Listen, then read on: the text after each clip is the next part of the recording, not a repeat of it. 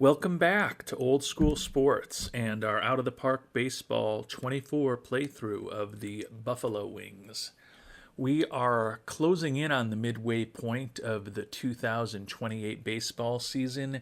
It is the third season of Major League Baseball in Buffalo with the Wings.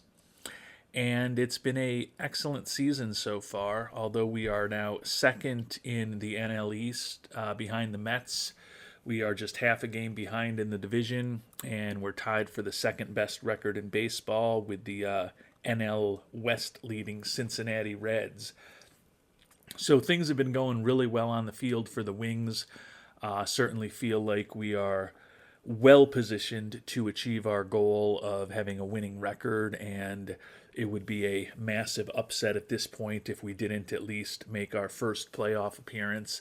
Obviously, with the way we've played so far, the goal is certainly to win the division to get that first round bye and hopefully home field for more than just a potential NLDS. But a lot of work over the second half plus of the season to potentially make that happen. We're sixth in the National League in runs scored, second in the National League in runs against. So when you add those things together, you're typically going to have a pretty good record, and we certainly do this year at 46 and 24 through the first 70 games of the season. Thanks to all of you who gave me some thoughts in the comment section after our last episode as far as what we should potentially do in the Major League First Year Player Draft or the Amateur Draft, which is taking place today. And we will be picking fifth overall, so there's no guarantee that we're going to get any of these players that we're going to identify as potential top targets. Actually, that's not totally accurate. We'll probably will get one of these players that we identify as a potential top target, but likely that 3 or 4 of these guys that we talk about will be off the board by the time that we're picking. But going to highlight a few of the players that I am most interested in, and also talk about some of the players in particular that some of you who commented following the last episode had strong opinions on. Definitely agree with some of the thoughts that were out there. Actually, I probably agree with most of the thoughts that were out there as far as players that I should consider. We're only going to get to pick one of them, but hopefully there will be somebody pretty interesting on the board at number 5. And in our last episode, we highlighted the top 4 pitchers, at least according to our scouts' view of their potential. And we'll talk about the 2 of these guys that I think we are less enthusiastic about first. Chris Lenig is supposedly the only 5-star prospect, according to our scout. 21 years old, coming out of ASU. Certainly looks like he could be a really good pitcher. He's already got a major league fastball and splitter and slider, and his curve isn't too far off. So his stuff and his movement are certainly right there. My concern is his control. It's a 30, and he's almost 22 years old. So I do question a little bit if he's going to walk too many batters at the major league level. But that said, he's a ground ball pitcher who is going to have potentially well above average movement on his pitchers, who's throwing into the triple digits. So there's a lot to like there, but I think I'm less likely to pick him or another college prospect, Dusty Miller. Dusty Miller's almost the exact opposite. His movement is fantastic. His control looks like it could also be very good. His stuff is kind of what I worry about. Our scout kind of projects him as just having average-ish stuff in a best-case scenario. Ground baller tendencies, extreme ground ball pitcher, so certainly not going to give up many home runs with that movement and those tendencies. Can see he's only allowed 3 dingers in over 100 innings for Stanford this year. Do like the high work ethic, do like the durability. But among those top 4 guys, I'm leaning towards being less interested in Lenig and Miller. The 2 guys that I'm more interested in, and this will be pleasing to some of you who left comments because I know some of you felt the same way. Isidro Ochoa High school pitcher, which is controversial. I know some of you also said don't ever take a high school pitcher in the first round or the second round. And I get that point. There's definitely a very relatively low success rate with those players converting all of their full potential. But I do like Ochoa with the excellent stamina. Would love to have high work ethic, but he does have high intelligence at least. And potentially it looks like he could have well above average stuff, exceptional movement, and above average control with a potential really impressive three-pitch arsenal. I think he'd probably be in the mix for us at number 5 if he's still on the board. But another guy that I really like is a college player, Juan Estrada, out of CCBC Dundalk. And with him, I really love the fact that he's got the high work ethic and intelligence. Makes me feel pretty good that he's likely to develop as hoped. He's already got a major league fastball, and his sinker and his splitter aren't far off. Looks like he could be above average in stuff, movement, and control if everything works out. But potentially the interesting thing about him is that he's also potentially a outfielder. We're not playing with two-way players in this game, but you certainly look at that 70 potential contact, 80 potential gap power, 70 potential eye, 60 potential avoiding strikeouts. He can potentially do everything except hit home runs. So he's also kind of interesting as a potential outfield prospect. I tend to think he probably won't be on the board for us at number 5, but he's somebody that I would certainly think about. And there's 2 other pitchers I do want to highlight here that I didn't talk about before in the work that I've done over the last couple of days, trying to scout out a few more guys in a little more depth. 2 guys to highlight that I don't think I would take at number 5 overall, but if they happen to fall to us in the second round, would certainly be on our short list of players to consider then. One is the starting pitcher, Andy Dory, 19-year-old left-hander, high school player who is committed to Southern Illinois. Looks like he potentially could have a 4 or 5 pitch arsenal of well above average to above average pitches, plus stuff, really good movement and acceptable control, good durability. If he's a guy who's still around in the second round, could maybe take a flyer on him. Mike Moore, another high school pitcher who's also durable, decent stamina, excellent at holding runners. Another guy with a potential 3 to 5 pitch arsenal, probably most likely a 3-pitch arsenal with the slider, curve, and the cutter. The changeup may or may not develop, and it doesn't look like we believe that his knuckle curve is ever going to be too much. But still a guy who could have plus stuff, plus movement, and plus control when all is said and done. Ground ball tendencies. Don't know that I'd take either of those guys in the second round, but if they're available, certainly would have to consider them in round number 2. If they're around, don't think either of them is realistically in play for the number 5 overall pick, though. And I think in our last episode, I touched on the 12 players who are batters who we think have 4.5 or 5-star potential. Kind of have it down to 8 that I'm more interested in. I'll talk about the 5 that I am somewhat less interested in first, and then 3 players that have bubbled up towards the top of my list at this point, thanks to the input from some of you, as well as a handful of other players that I would also consider at number 5 potentially, but more likely would be hoping might fall to us in the second round.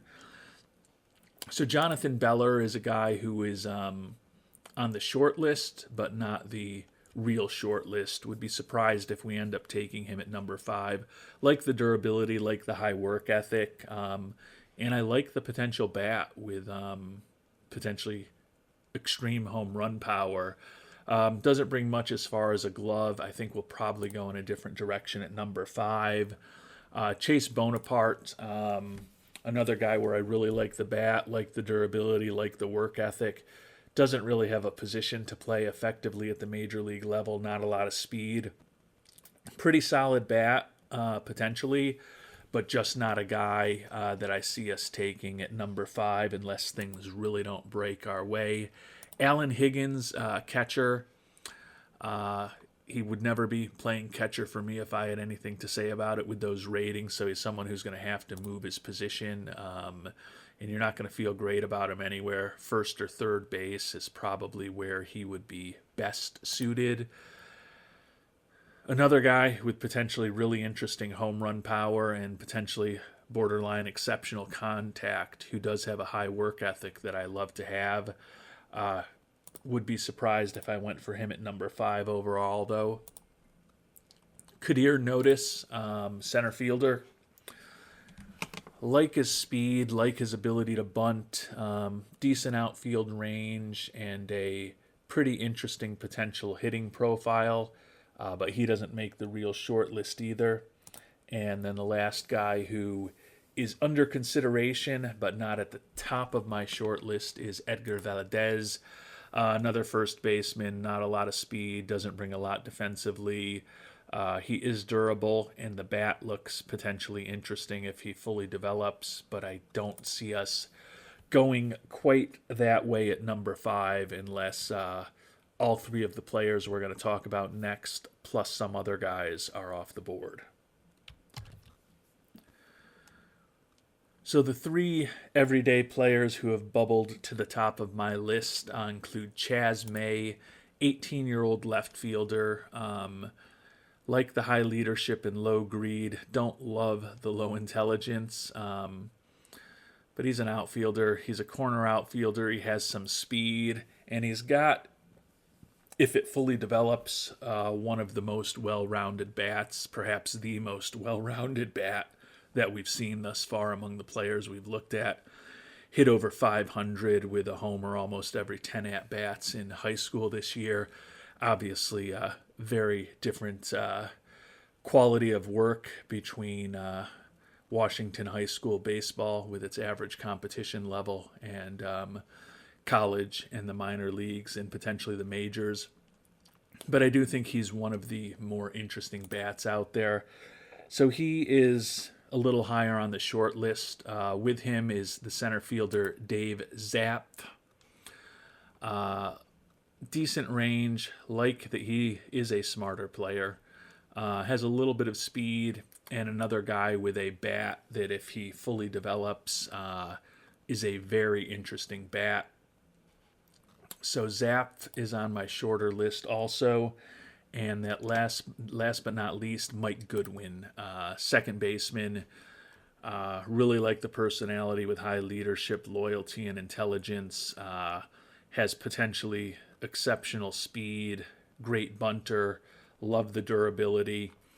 This is a guy who I mentioned in the last episode I viewed as a poor man's version of Deshaun Seifu, our excellent young second baseman, and was called out a bit by that on a commenter, kind of noted that Goodwin potentially has much better eye than even Seifu has, and could be in the same range as far as his contact, gap power, avoid Ks, and his limited home run power. So there is an argument that the batting ratings, if he fully develops, could be better than Seifu. I did call him a poor man's Seifu simply because Seifu does have a bit more speed, and Seifu is a bit better and potentially more versatile defensively.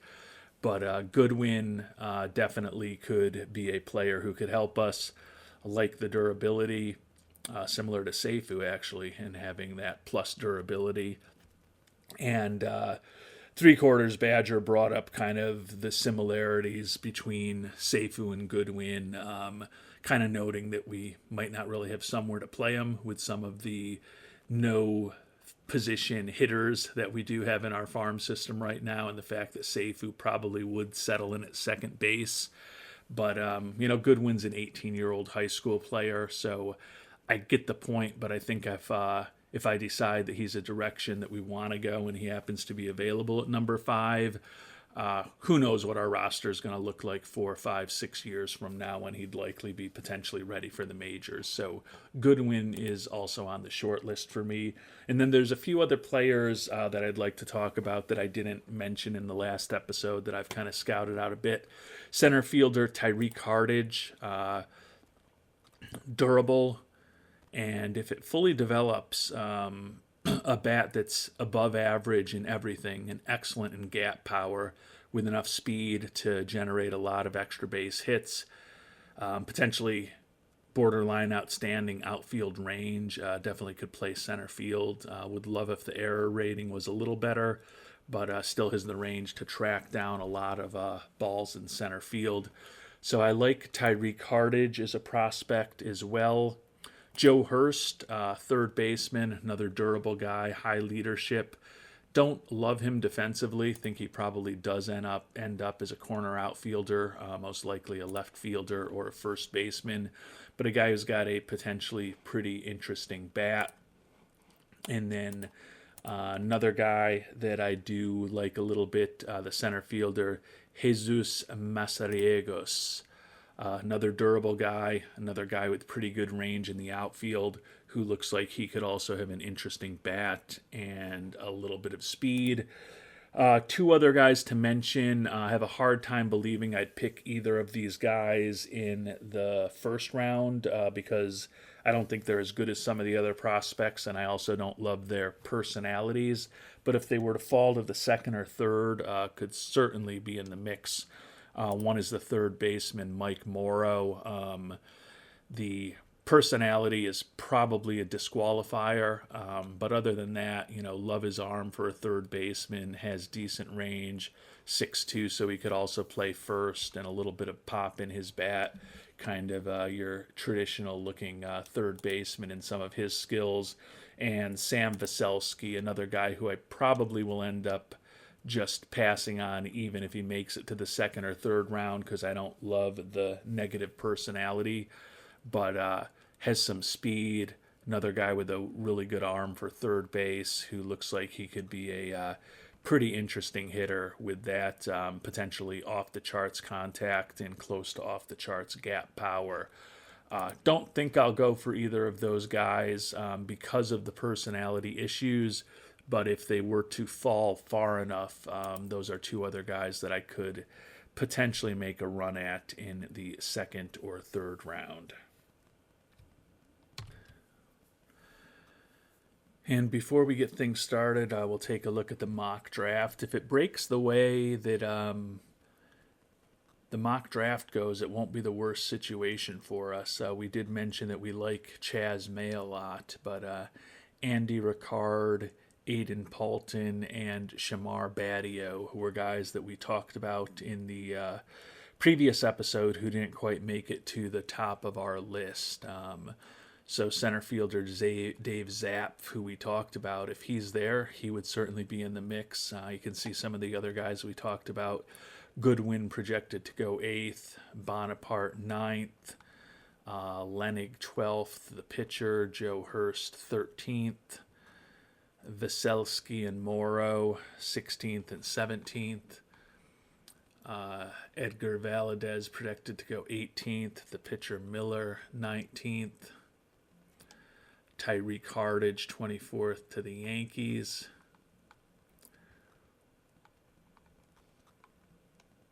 Juan Estrada, the potential two-way player or the potential guy who is an option, more accurately to be a pitcher or an offensive player, not projected to go until the top of the second round to the Phillies. Mark Dunlap, Kadir Notice also there, and they're projecting us to take Darnell Polite in the second round. He's listed as a starter. It's his 18th birthday. Happy birthday, Darnell. But with those two pitches, he's definitely going to be a reliever at the major league level. So I am pretty confident that they will not be accurate with us taking Polite in the second round. But we'll find out who's going to be on the board for us in the first round next. And I think the start of this draft actually went really well for us. Some guys that we talked about are off the board, but really none of the guys who were kind of on our short list were taken. Aiden Paulton, first baseman, went first overall. He was a guy who we really didn't like his speed or his defense. Potentially going to walk a ton and hit a ton of home runs if he fully develops, but no guarantees that he's going to have that happen. Andy Ricard, the left fielder, don't like the low leadership and work ethic, kind of similar to Morrow and Vasilevsky, the two guys that we talked about who maybe we'd consider with those personalities in the second or third round, but certainly not a guy with that personality would we ever take number 2 overall. I guess that's not fair. If it was somebody who had 80 potential in every category, and I've never seen a player like that, or who was already pretty far developed, that I might consider, but typically not the type of guy I would take number 2 overall. Danny Havens, another first baseman, went 3rd overall. Another guy, no speed, no defensive ability. Potentially interesting bat, but just not a very well-rounded prospect. And then another first baseman, Chase Bonaparte, who we talked about briefly. He was one of the first basemen that I liked a little bit more. Did like the work ethic, but obviously brutal speed, not great defensively. But to me, one of the more potentially interesting bats among those first basemen, like the durability as well, but was not likely a guy that we were going to take. We were generally going to follow the suggestions of the commenter who said to likely avoid these one-dimensional, potentially good-hitting first basemen who didn't really bring anything else to the table with the number 5 overall pick. And I agree with that assessment, although obviously 3 of the 4 teams that picked before us did not.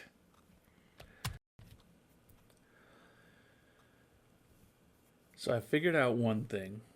After taking Ali Ostendorf, a high school pitcher, number 2 overall last season, I think I'm going to go with a position player rather than one of the pitchers that I mentioned here at number 5 overall in the first round this year. Would love it if one of the 6 pitchers we talked about somehow happens to fall to us in the second round. That'll leave us with a interesting decision to make potentially if one of them falls there. But right now, we're going to go with a position player. And the 3 that I identified earlier that I was most interested in, Chaz May, the left fielder. I think he's got really good speed. I think that his bat could potentially be the best bat in this class if he fully develops. Not a great outfield prospect. He's a left fielder. Play him in right if you had to. It's 6'5". Could definitely play him at first base. Could play him at third base if you were real desperate. But he's a first baseman / left fielder. But what he's got going for him is potentially, if it fully develops, the best bat or one of the most well-rounded bats in this draft. Dave Zapp, the center fielder, decent speed, probably a left fielder at the major league level. Could play him at center, particularly if with some good coaching, the range and the error and the arm all improve a little bit. But a really interesting bat as well. And I do like the fact that at 17 years old, he's already got the gap power of 35, the home run power at 30. You know, he's gotten off of the lowest numbers in a few of the categories. And you could honestly say something similar about Chaz May, to be fair, because his contact is 35. His eye is already a 35. He's a half a year older than Zapp is. But I do like Zapp, who's also a pretty versatile bat. Like the high intelligence, little bit of speed, and maybe a little more defensive ability in terms of that outfield range. And then Mike Goodwin is the last of the 3 guys that I'm really intrigued by. He's got better durability, so lower injury proneness than either of the other guys. more speed than either of the other guys, high leadership and intelligence. Interestingly, none of these guys that I'm considering is the high work ethic that I'd particularly love to see from a high school player who's got a lot of growth to come. Goodwin, a little older, almost 19 years old.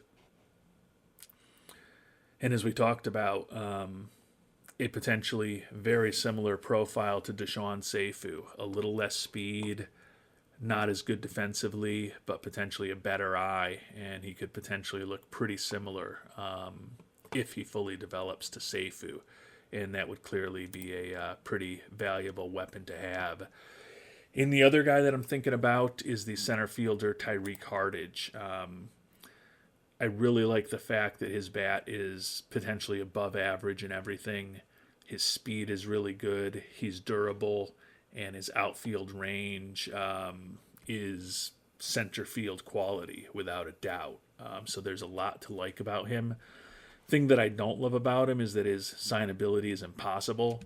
So he's probably going to take $13-14 million to potentially sign. What that also means, though, is he might slip to the second round, which makes me think maybe be a little less aggressive and not consider him with the fifth overall pick. If he somehow happens to fall to the second round, consider taking him then. The thing our Wings do have going for us at this point is we've got a decent amount of money to spend. Given that we're 46-24, the thought would typically be, let's use that money to bring on some salaries and players who can help us in a potential push for the playoffs this season. But if there's an opportunity to potentially add a first-round talent in the second or third round of the draft, because an impossible to sign player like Hardage slips, that could be a way where we could use up some of this extra money that we have on the books right now. But not going to go with Hardage in the first round, but we will keep our eye on him if he's available in subsequent rounds. And it's kind of interesting that with Zapp, May, and Goodwin kind of coalescing around three of the guys that were most commented on, those three in particular were identified by Andrew Gratton as guys to go after. Three Quarters Badger definitely had some thoughts on Goodwin as well.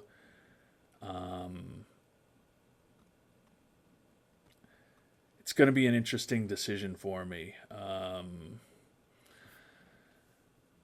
Sakruth 9582 also likes Goodwin, although he, I believe in his heart of hearts, prefers that we go with Juan Estrada first overall. I guess my concern with Estrada is just I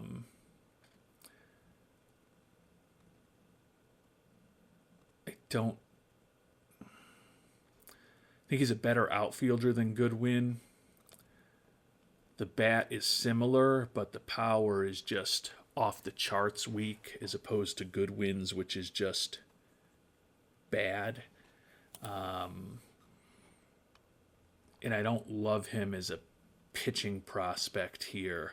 I really do like the high work ethic and intelligence. I think he's likely to be successful, and he's obviously a guy who is a college player who is a lot more developed, not just in his pitching, but also in some of his batting ratings with the 40 contact and the 45 eye already at this point. But I'm still going to stick with one of those three hitters. So it's just a time to figure out which one it's going to be. May, I really like, looking at the three batting ratings that I care about the most, the contact, the home run power, and the eye. He's 70, 65, 75 in those three categories. Compare him to Zapp, who's 70, 70, 60. So Zapp, potentially a little more home run power. His eye not quite as good, a little less speed. better defensive range, so they're really in the same ballpark. And then Goodwin is obviously different. The 75 contact and the 70 are, those two traits are as good as either of the other guys that I just talked about, but the home run power just isn't there. But he's got the durability, he's got the potential exceptional speed, probably is the best personality of the guys. Just he's a first baseman, second baseman, left fielder, or a DH, which gives him a lot of places he could end up, obviously. And he's not a traditional player for a lot of those positions with the potential lack of home run power. But the fact that he's 18 years old and he's already got 40 contact is pretty interesting. I think the first guy I'm going to throw out is the left fielder, May, and it's going to come down to either Zapp or Goodwin.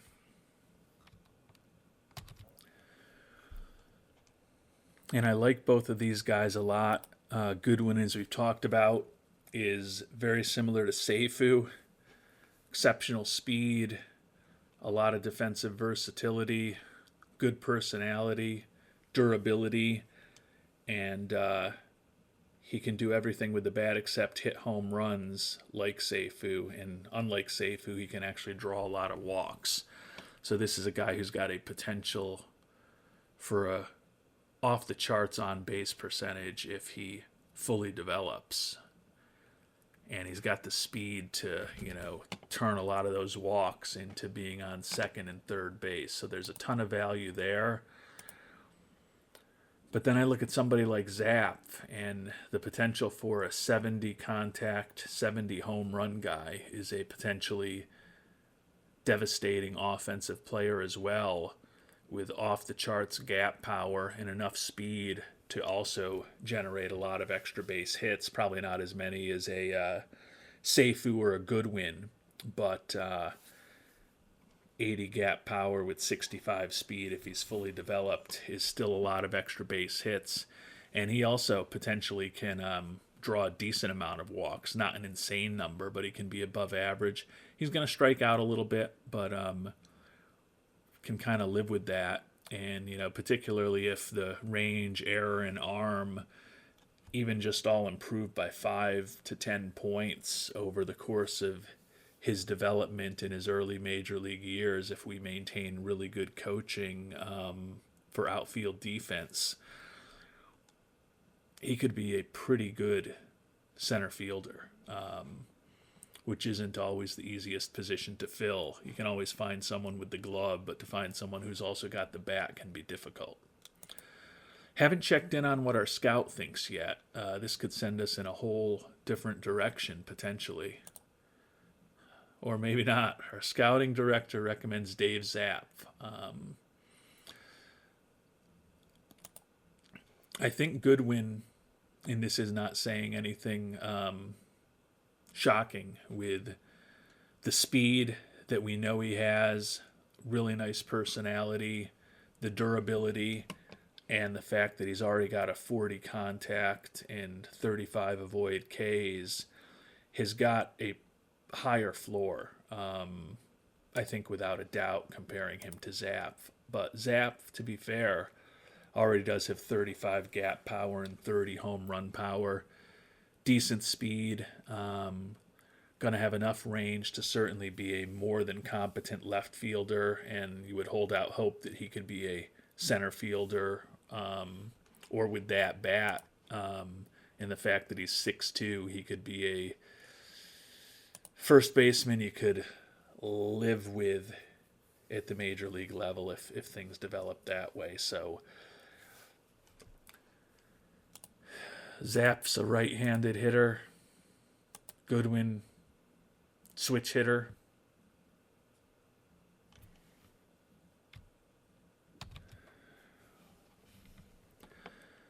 I've been going back and forth on this decision, and I have made a decision. We are going to go with the center fielder, Dave Zapp. I really like Goodwin, and obviously with the fact that we picked Seifu number one overall with a very similar profile 2 years ago, you know that I'm more than happy to go with a guy who doesn't fit the traditional home run power that's, kind of a potential template for success in OOTP. And I think the probability that Goodwin's going to be a productive major league player is probably the highest of any high school player in this draft that we've looked at. But Zap, not even 18 years old yet, should have a lot of growth potentially ahead of him. And I just love the fact that he could potentially be a 70 contact, 70 home run guy. I mean, honestly, even if he's 50 contact, 50 home run guy, with plus gap power and a decent eye, particularly if that outfield range gets a little better with the speed he has, I think he's a starting quality major league center fielder, even if the contact and the home run power only get to 50-ish. With the speed that he'll have and with the potential that he'll have plus range that could become borderline excellent range. I feel like I can't really go wrong with either guy. I do feel like the floor is definitely higher with Goodwin, but with Zap being almost a year younger, and just the fact that that contact, gap power, and home run power could all be exceptional to borderline exceptional, makes me want to go with him. One other reason why is that I have talked about the fact that I might be kind of hoping that the impossible to sign Tyreek Hardage slips to the second round, and Zap is looking for $2.5 million a year, or not $2.5 million a year, just $2.5 million less than Goodwin in terms of getting him signed. Saving that little bit of money could put us in a position to bring on one of those impossible to sign players, or somebody who, like Joe Hurst, is looking for $9.5 million, who might slip into a second or third round. Gives us a little more flexibility to potentially bring on a first round talent looking for big money in the second or third round, while still hopefully maintaining a little dry powder to hopefully improve this team as we kind of chase a playoff spot this year too. So not the thing that made the decision, but it does help make me feel a little bit better about it, that it also is going to save us a little bit of money that we may be able to put to work productively in the later rounds of the draft. So we are going to give Zap his offer, almost $1 million below slot. We'll meet his demand. Dave Zap is on board. Let me know what you think of the decision in the comments, and we'll see who falls to us in the second round.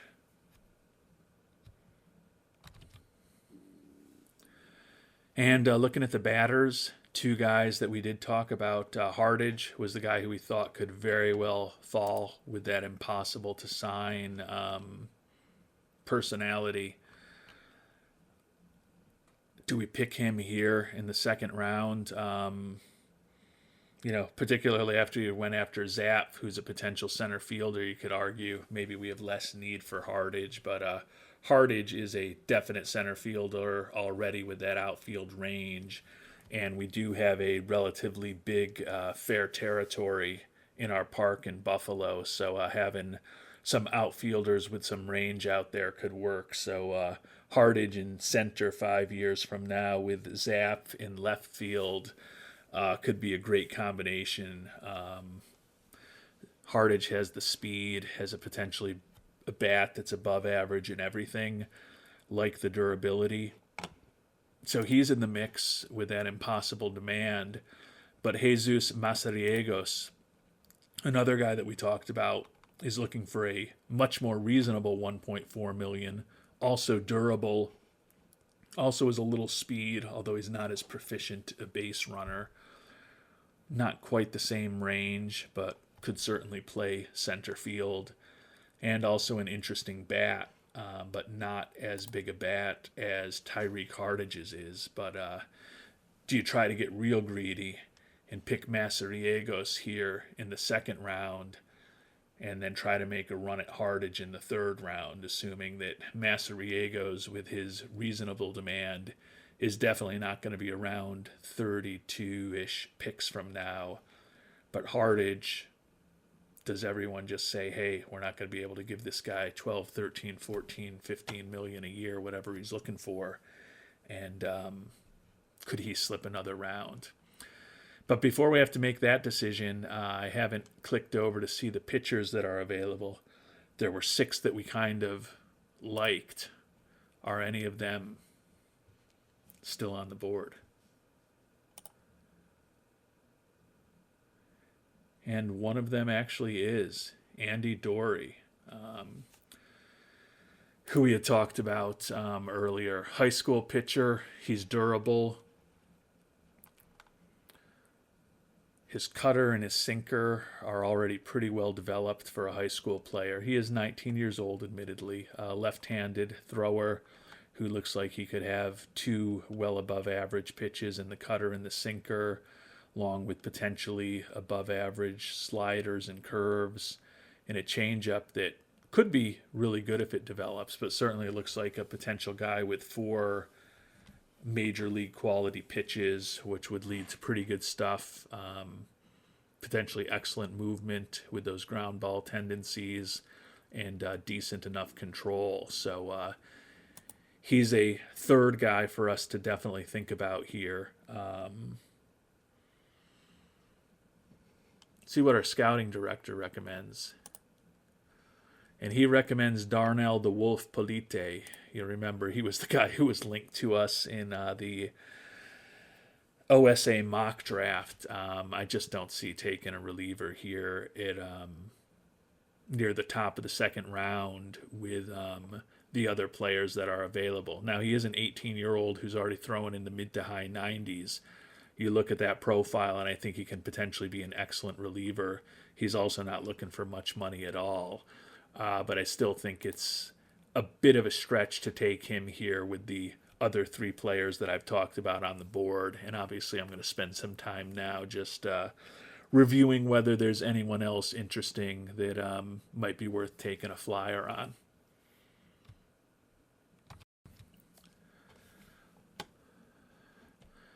And with Tyreek Hartage being impossible to sign, looking for some crazy amount of money, there is definitely an argument for me to roll the dice and see if I can get him in the third round, which would allow me to pick up Masariegos for a very reasonable amount, who's not quite the same type of prospect as Hartage, but still a very good center field prospect. Or potentially to bring Andy Dorey, a pretty respectable high school pitching prospect, into our organization.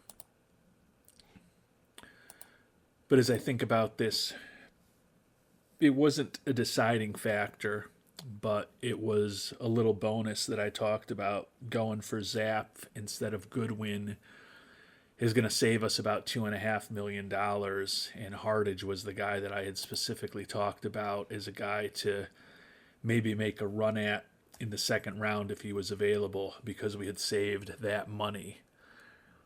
And I think that Hartage is the best prospect, at least in terms of his full potential upside, that's available right now. And I could try to turn the draft from a potential triple into a potential home run by picking Masariegos or Dorey and then having Hartage fall to me in the third round. And there's certainly an argument when you look at Masariegos and his contact, his power, and his contact and his power are a little more advanced at this point than Hartage's are. That maybe you go with a guy who's a little more developed, who's almost as good a prospect, and then hope that Hardage falls to us in the third round. But with the money that we've got to spend this year, with the little bit that we potentially saved in the first round, and the fact that we've got all of this other money on the books in addition to the money that we've set aside for the draft, because we didn't go crazy in free agency and we ended up missing out on Dylan Carlson and actually just kind of moving away from Dylan Carlson last free agent period. It's kind of set us up to be able to draft a guy who's a first round talent who has fallen to the second round. So I don't think I'm going to get cute here. I'm going to take the guy that I think is the best prospect on the board, that we have set ourselves up to potentially be able to afford, who could, if everything works out, become our starting center fielder 4 or 5 years from now. Hopefully right next to Zapp, the guy we took in the first round, is our starting left fielder, if everything works out. So we're going to go ahead and we are going to select Tyreek Hardage here in the second round. I think it is extremely low probability that a Masariegos or a Dory is still going to be around in the third round, but obviously if either of them were to fall to the third, would be a real interesting pick for us. Dory, with his $7 million demand, is probably more likely to fall.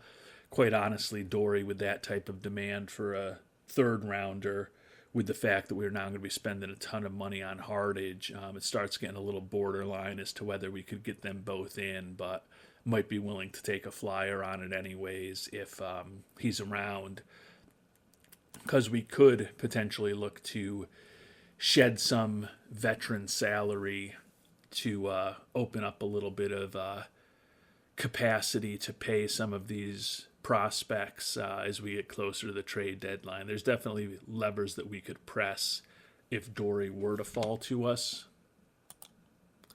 Not an issue, though, because he is off the board here for our third round pick. So no potential for us to do something crazy there. And taking a look at the batters, and Masariegos is gone now too. So really like what we did and who we got with Zapp and Hardage, the two guys who are listed as center field in the first 2 rounds. Now it's time to do a little more scouting and figure out where we want to go here in round number 3. And the 2 most interesting prospects to me here in the third round are the 2 highest rated guys. Randy Algieri, 18-year-old high school center fielder, durable as far as his injury proneness. Looks like he could develop to have a decent major league bat, decent major league glove, a little bit of speed. Not the best leader in the world, but still a pretty interesting prospect for the third round. Nate Kimmel, another high school player. He's kind of a poor man's Seifu or a poor man's Goodwin, who we chose not to go with in the first round, but potentially contact, gap power, and avoid strikeouts, all exceptional. Speed, potentially or almost certainly exceptional. He looks, more like Seifu than Goodwin, with the fact that his eye is probably not going to be all that great in terms of drawing walks. Does look like a guy who could, if he fully develops, have a little more power than either of those guys.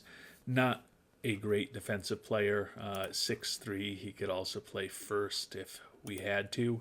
But a corner outfielder, but a potentially interesting bat.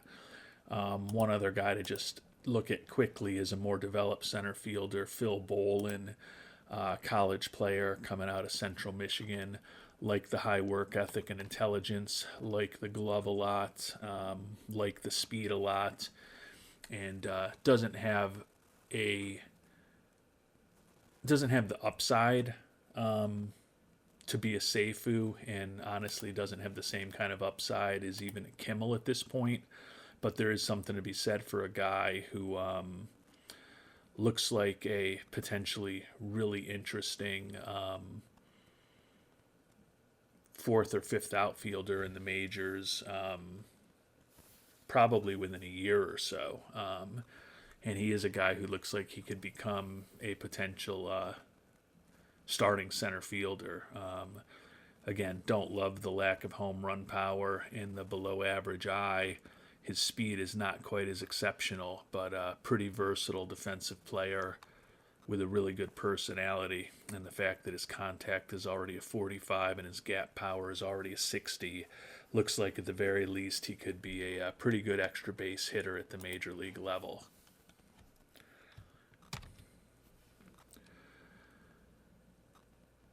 In thinking about this potential third round pick, I think the rational, mature, responsible, adult, conservative thing to do is to pick Phil Bolin, who at the very least is a excellent fourth outfielder, probably within the next year or two, who brings really good speed and base running ability, really solid defense that can play any position in the outfield, a great personality that likely ensures he's going to meet close to what we think his full potential is, and a bat that could be more than competent at the major league level. So there's a lot of good things about him, but we are not going to do the safe and responsible thing here.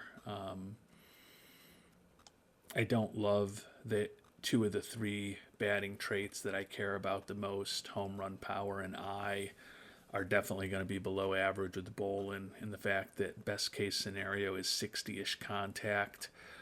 I do worry a little bit about him offensively if everything doesn't develop perfectly from here.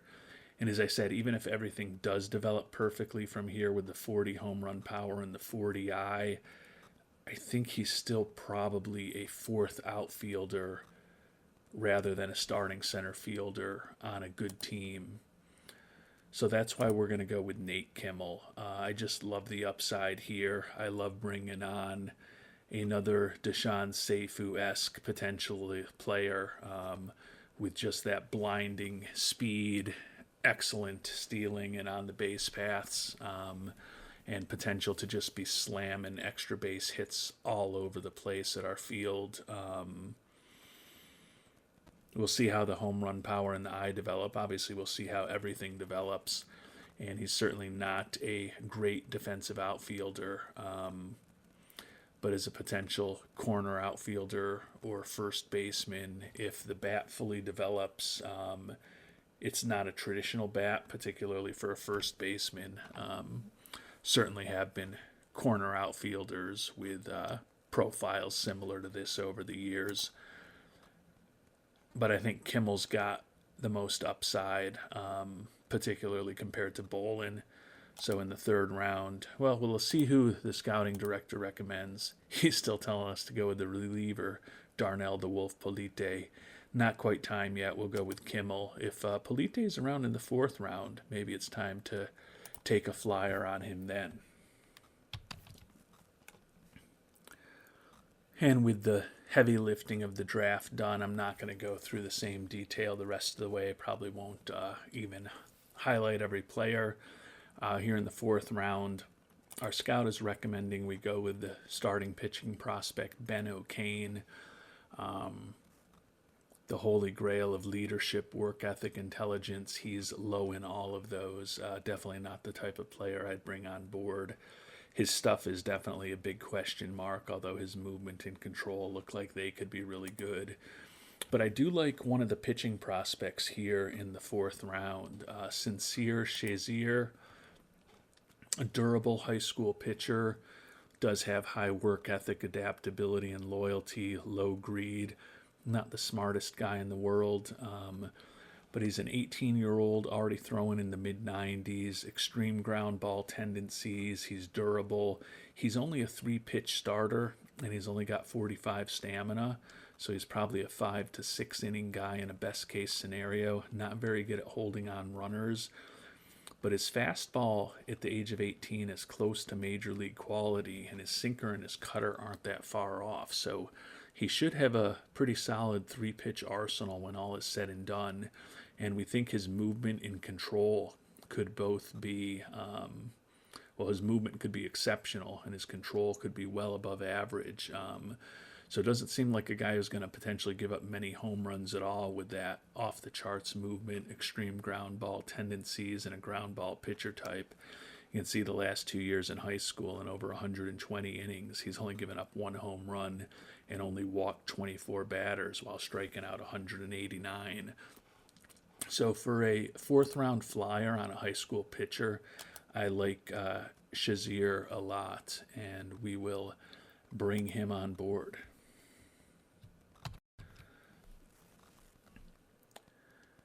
And here in the fifth round, the scouts recommending we go with Josh Price, college center fielder out of FSU, would be our, I believe, fourth center fielder in our first 5 picks if we went with him.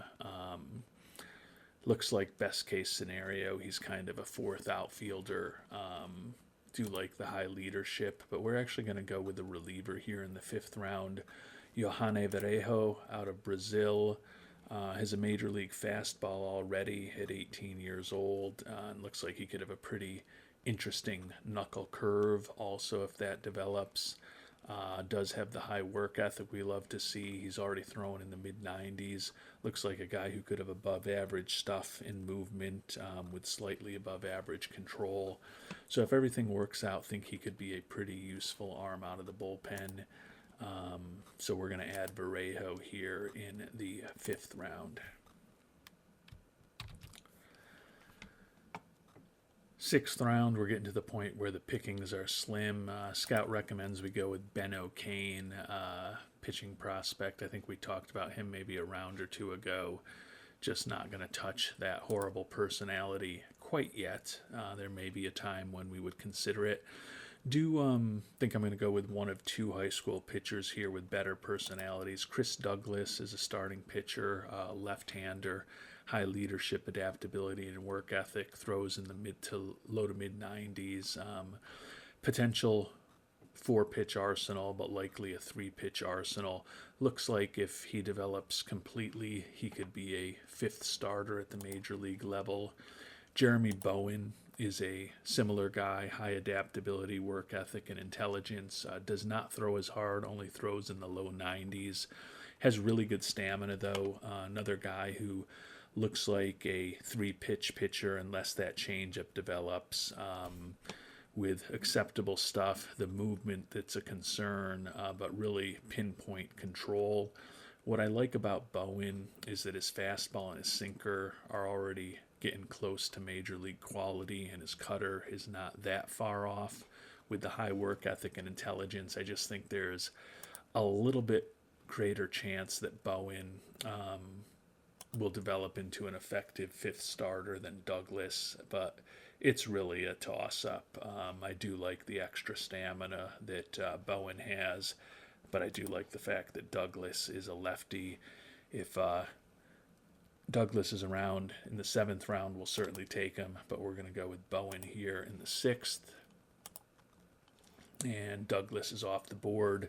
One of the other positions I've been scouting out a couple guys at is catcher. But before we hope one of the catchers falls to us in the 8th round, we're going to go with the reliever, Winslow Bargman, who's the highest potential player left. Like his durability, his pitches are not all that great. His fastball for an 18-year-old is close to major league quality, even though it's not all that hard in terms of his velocity. Still looks like his stuff could be well above average, his control a little bit above average.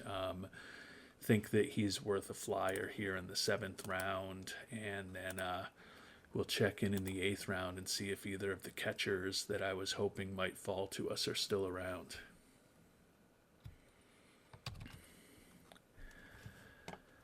And the 2 catchers that we're willing to take a flyer on in the mid-rounds are both still around. Part of the reason that they're still around is that they're looking for much more than slot at this point, so they might not be the easiest guys to sign. But we're going to take Eric Powell here. looks like he could be competent defensively, like the good work ethic, and if he develops completely, has enough of a bat to be a decent backup outfielder or backup catcher.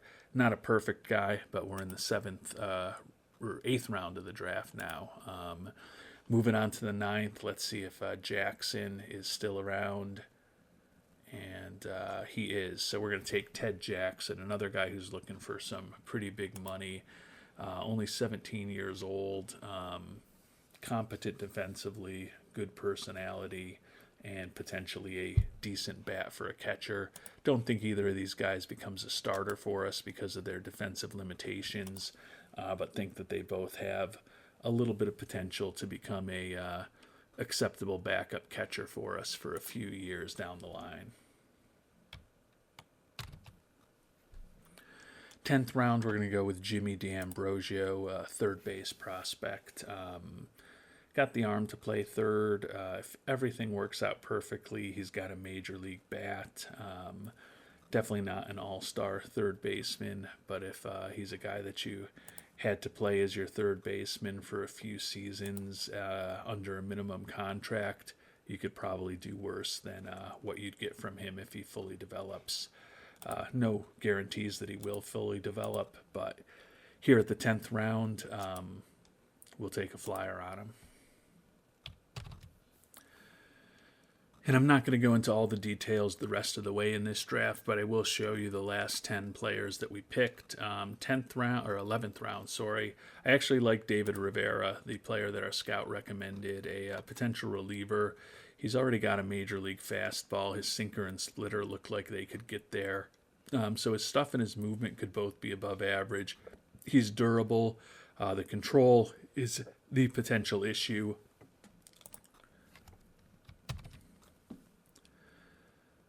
But with an 11th round pick, you're just looking for a guy who you think might have a chance. So we'll go ahead and draft Rivera here in the 11th.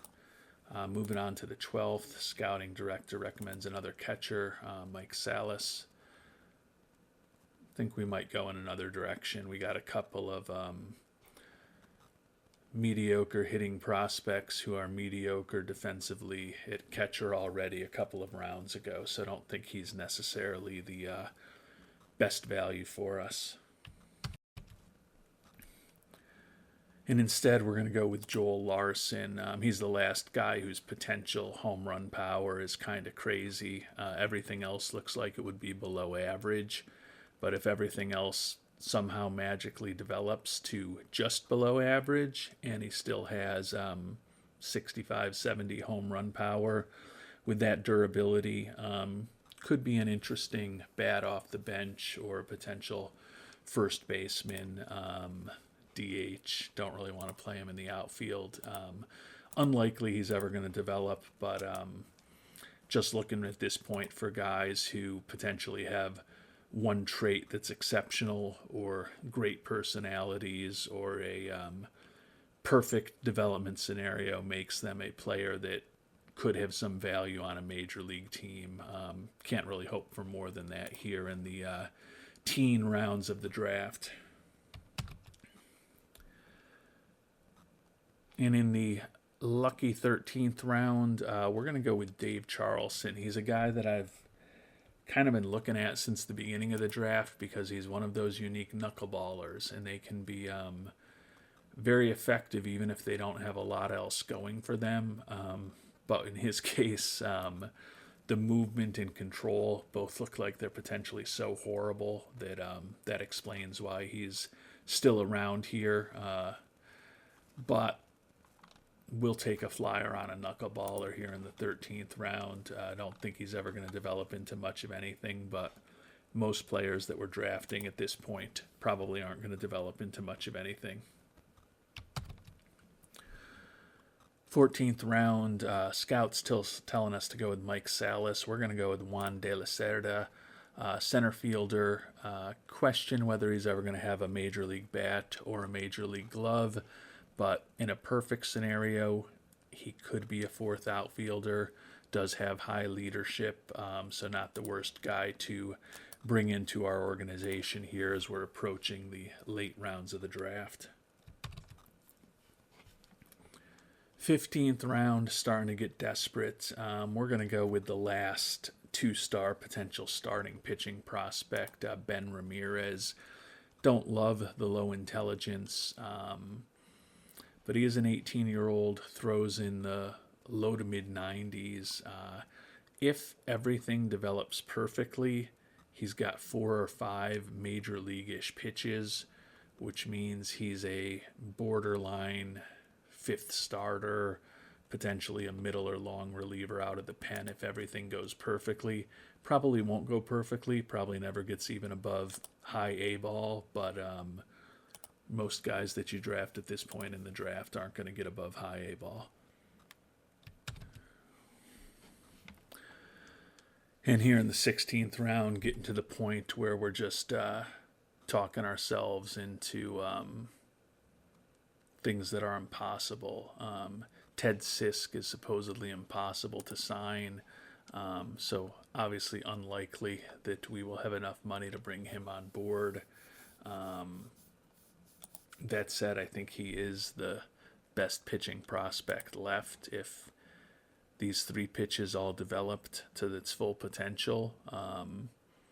He could be a 5th starter at the major league level.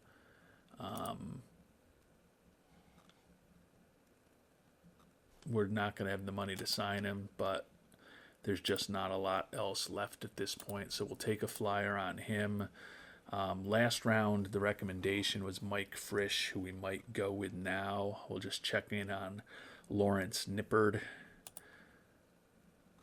third baseman with a decent personality. Actually take a competition level that he's been facing in Canada. High school is not all that great, but do like the personality there. So we'll take Nippard, see if Frisch is still around, and he's not here in the 18th. His personality was really bad, and he wasn't all that great a prospect. Reese McKenzie, another guy in a perfect situation, even in a perfect situation, unless he improves that movement. He's just not a major league pitcher. Don't love the low adaptability, so I think we're probably going to be at the point in the draft where if we can just find some good personalities, probably time to look at those kind of players. And Andres Pimentel, 21-year-old second baseman out of Mexico, is a perfect example of the type of guy that I like to draft in the 18th kind of round. Hard to put together a scenario where his bat is anything close to major league quality, but he's a guy who's got high leadership, high work ethic, high loyalty, low greed, good influence for the next few years while he's in our organization on the prospects that will be around him. So happy to bring him on board. Continuing on here.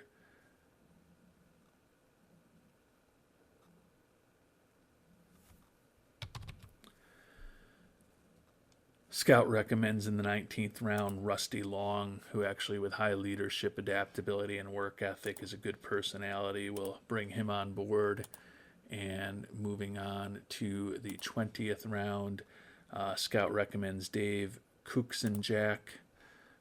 Don't like that personality, so we'll be going somewhere else. A guy that we have looked at in previous rounds, Jonathan Provencher, high leadership, adaptability, and low greed for the catching prospect. And another guy, Jorge Rivera, who we looked at, high loyalty, work ethic, and greed.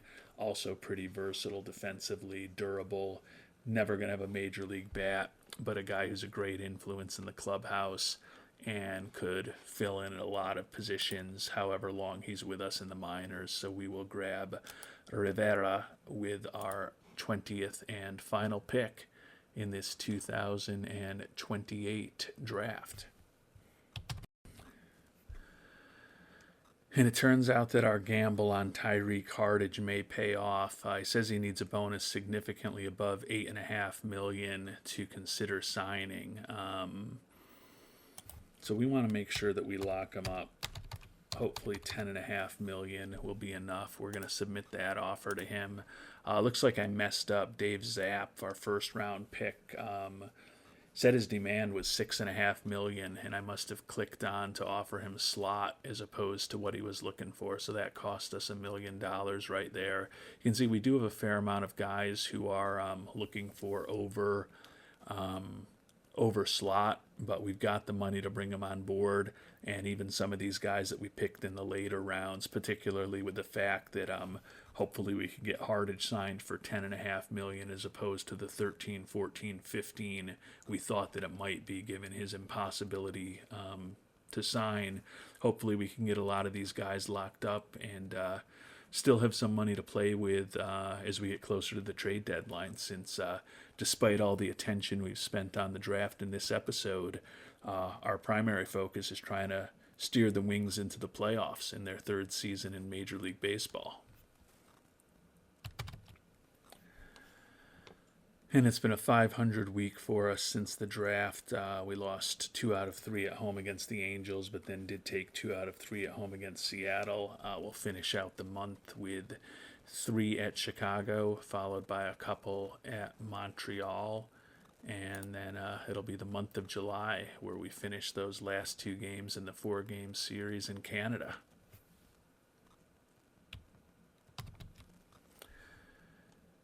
And we've gotten a couple of players signed. Haven't heard from our 2nd, 3rd, 4th, or 5th round players left that we've made offers to.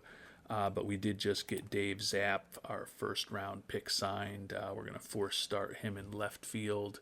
Hopefully get him competent there. And then maybe when he's a little further along in the organization, play him at center field somewhere. But just want to ensure that he's getting regular at-bats now that he is signed and ready to begin his professional career. And good news, we did get 2nd round pick Tyreek Hardage signed to that $10.5 million offer. So the impossible to sign Hardage has been signed. Definitely feel real good bringing on that type of talent, potentially in his bat, with that outfield range and that potential speed. Very excited to see what Hardage and Zapp can do as they try to develop over the next several seasons.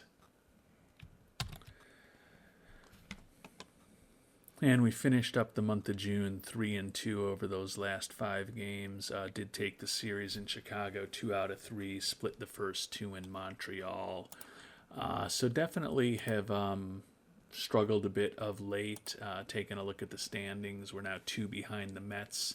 Our .650 winning percentage is still the 2nd best in baseball, and we've made up a game on the Reds since we were tied with them not that long ago for the 2nd best record in baseball.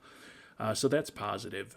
Still up 10 to make a playoff appearance this year. So 70 games into the season, or I guess it's 80 games into the season, if I could do some simple addition. We're in a very interesting spot, and certainly better than I ever thought we could be this year. That said, when we take a look at the team statistics, definitely been cooling down as the season went. A .760 winning percentage in April, .642 in May, down to .555 in June. And we have definitely slipped back a bit. We're now 6th, tied for 6th rather than 6th alone in runs scored. We're still 3rd in runs allowed. So the pitching's still really good and the batting above average, but hopefully can continue to do well and perhaps even a little better in both of those categories over the second half of the season. And it also looks like our Pythagorean record is right in line with our overall record of 52-28 at this point. So we're kind of doing what we were supposed to do, winning percentage close to 700 at home, over 600 on the road. Still have a 13-7 excellent record in one-run games. That probably will normalize. And we're still doing very well against left-handed pitchers. So that seems to be a strength of ours. So almost midway through the season, haven't gotten the evaluation from ownership yet. I guess we'll sim another couple of days to at least get that evaluation, see where we stand, and then in our next episode, we'll play the month of July and figure out if there's anything we need to do at the trade deadline. Even with the big money that we ended up spending in the draft, we do still have a little over $5 million available to potentially take on some salaries, so we can make some changes to hopefully improve this team and keep us on the path towards the playoffs. And maybe if we get lucky, a NL East crown. And we ended up splitting the first two games of July, the third and fourth games of our 4-game series against Montreal. We've got 3 against Washington and 3 at the Mets before we get to the All-Star break. And presumably we'll get our mid-season evaluation over the next few days, since we are now technically past the midway point with 82 games in the books. But if we don't get it for some reason, we will find out who our all-stars are, and then mercifully, for those of you who are still with us, conclude this episode.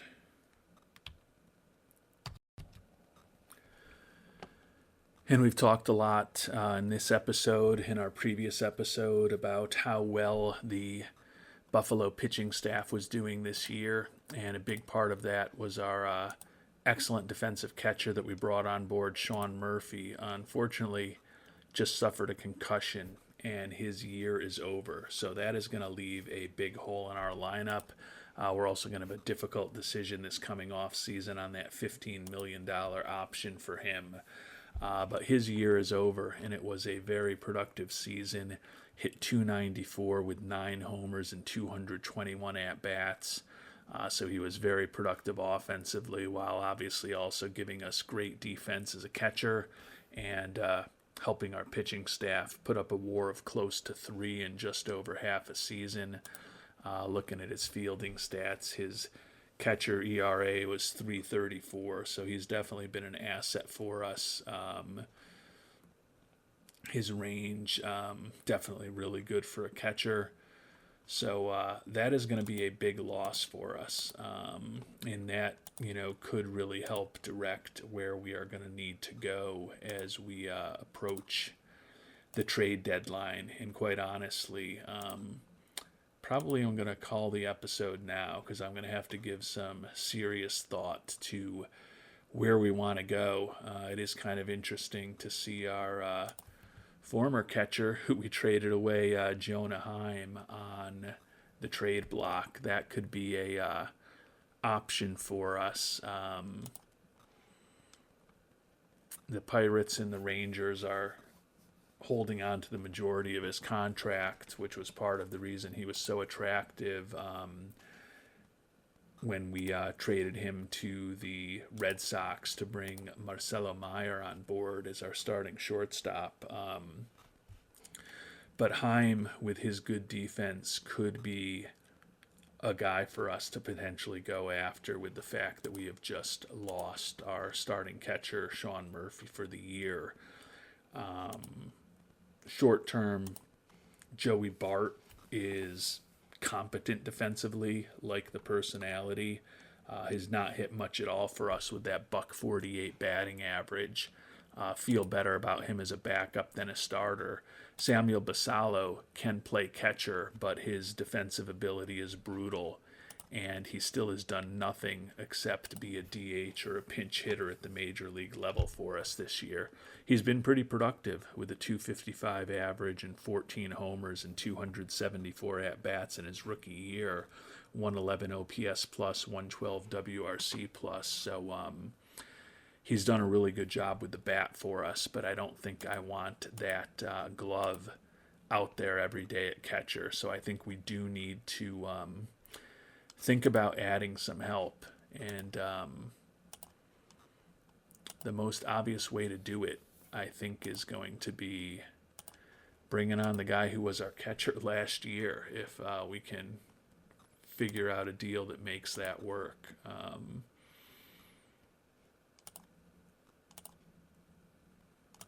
Taking a look at the catchers who are on the trading block, and Heim defensively, Chadwick, Tromp, not quite as good defensively. Carson Kelly, also not quite as good defensively. We've got some options, though. Tromp and Kelly, could argue their bats might be a little bit better than Heim's. So there's definitely some options. Have to give it some thought. If you've got any real deep thoughts on whether we should go with Heim, Tromp, Kelly, or do something else as far as our starting catcher, would love to hear them. But I think clearly, although over the next few days we may be fine with a platoon of Bart and Basallo. Honestly, it's probably Basallo starting, just to ensure that he gets the at-bats with Bart backing him up. But I don't think that's the answer for the long term for a team that's 56-29 and definitely trying to compete this year. It's been so important to have that excellent defensive catcher in Murphy, and I think it's definitely helped our rotation this year. Bart's catcher ERA of 2.40 has been exceptional. So he's proven to be more than competent defensively this season, but even with the good defense he's given us, his offense has been so brutal that he's a negative WAR player for us. So I don't think is a team that wants to contend, Joey Bart is the answer. I'd feel better if he remains a backup and if Basallo remains our designated hitter. So I feel like I've got to make the move, got to make a move at catcher with the loss of Murphy. But if you agree or if you disagree, please let me know in the comments. And if you're still watching at this point, thanks a lot for still watching. And before we finish up the episode, we'll just take a quick look at how some of our players are performing now that we're just past the midway point, approaching the All-Star break.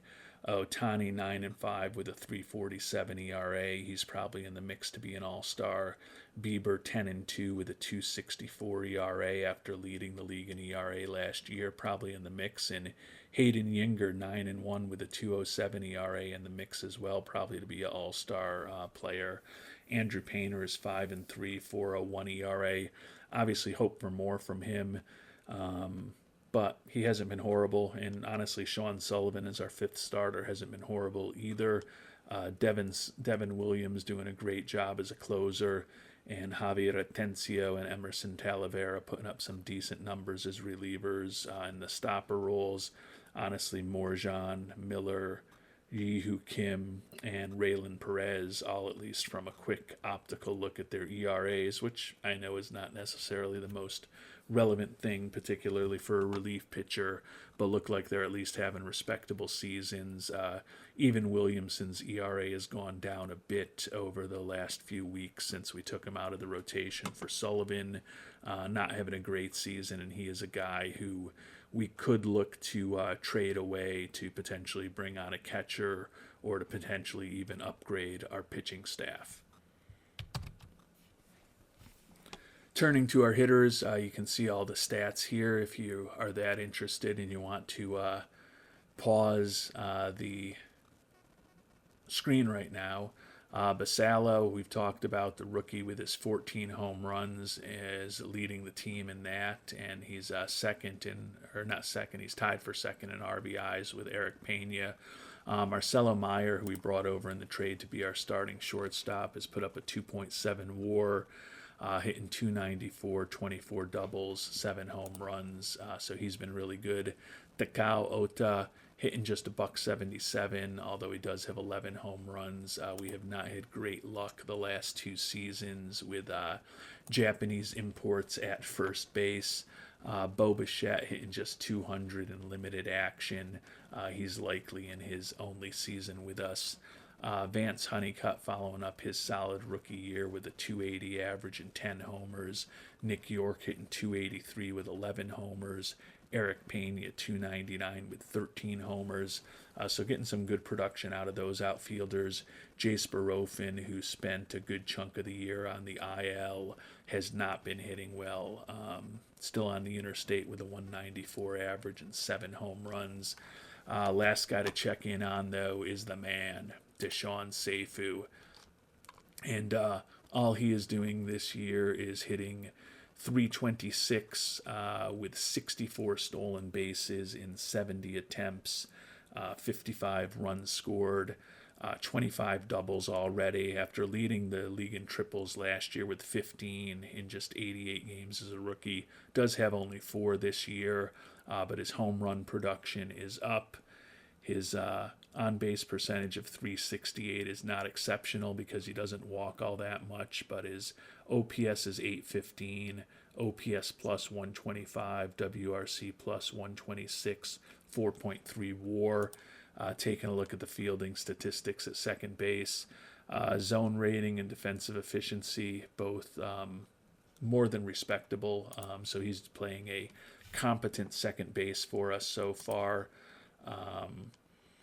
So he's having a really outstanding season, obviously running away with the major league lead with those 64 stolen bases. Thought he had a chance at 100 this year, and he's certainly on pace for that, which will be a pretty interesting feat if he can do it. He's second in the National League in batter WAR, behind just Michael Harris Jr. of Atlanta.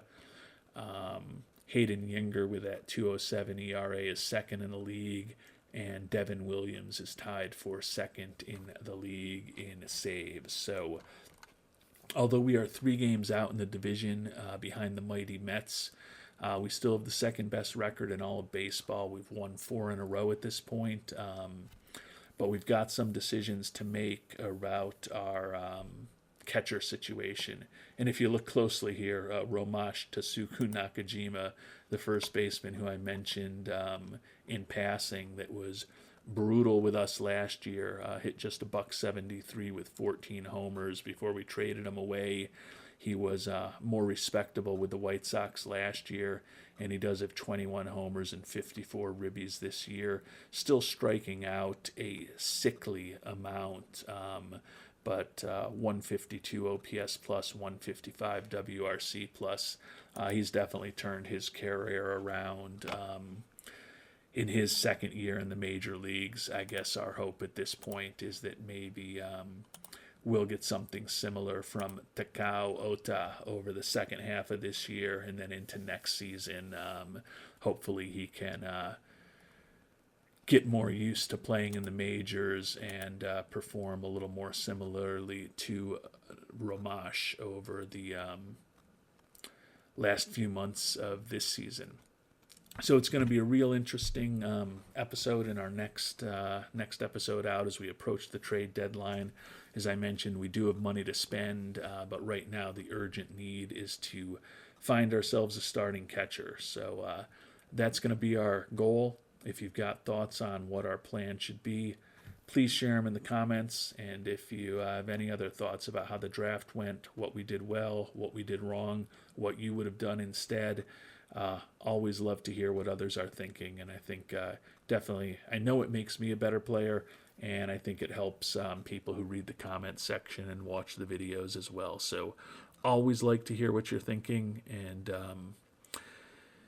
with that, we'll call it an episode. Things are still going well for the Wings. A little bit of a issue with the catcher position, but I think it's something that we can potentially address with some of those guys that are on the trade block. We've got some options out there, just a matter of picking one that works for us as far as the amount we need to give up and the quality of the player that we're getting in return. And obviously that's going to be a big focus of our next episode. Until then, thanks so much for watching, and hope you have a great day.